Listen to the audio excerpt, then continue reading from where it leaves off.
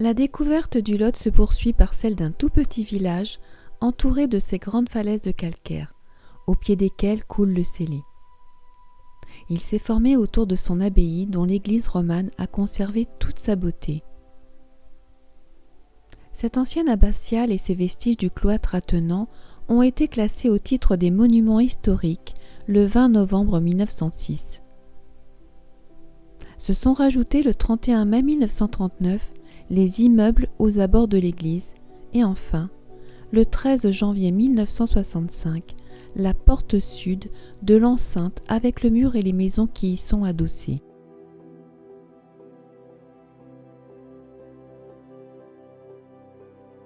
L'abbaye Saint-Pierre de Marcillac-sur-Célé a été construite au IXe siècle par les moines bénédictins de l'abbaye de Moissac.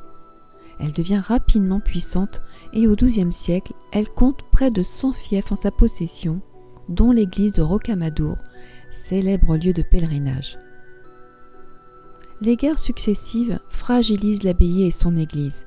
Ruinée par les Anglais durant la guerre de Cent Ans, les Hébrards de Saint-Sulpice, une famille noble, la restaurent entre les XVe et XVIe siècles, avec la partie gothique de l'église encore visible aujourd'hui.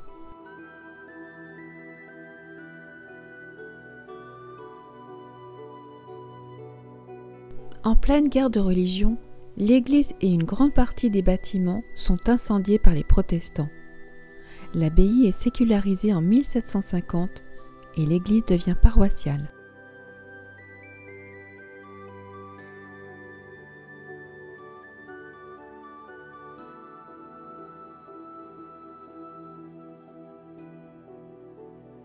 En 2012, l'abbé Guillaume Soury-Lavergne découvre cette abbaye et tombe amoureux de sa beauté.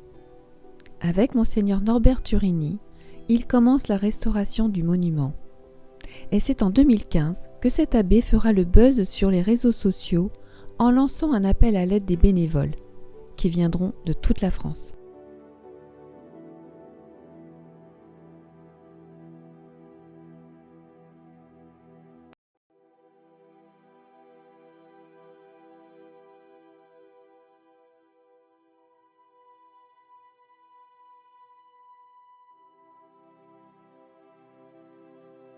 Marcillac-sur-Célé se trouve également sur le chemin de Saint-Jacques-de-Compostelle, une variante 651 du GR65.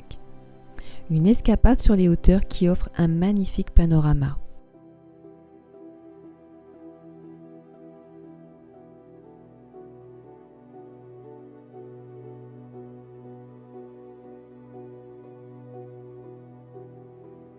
Marcillac-sur-Célé, peu connu, respire le charme et la tranquillité, avec cette petite ruelle fleurie, ses maisons en pierre blanche et son plan d'eau bucolique, formant un tout pour passer une agréable journée.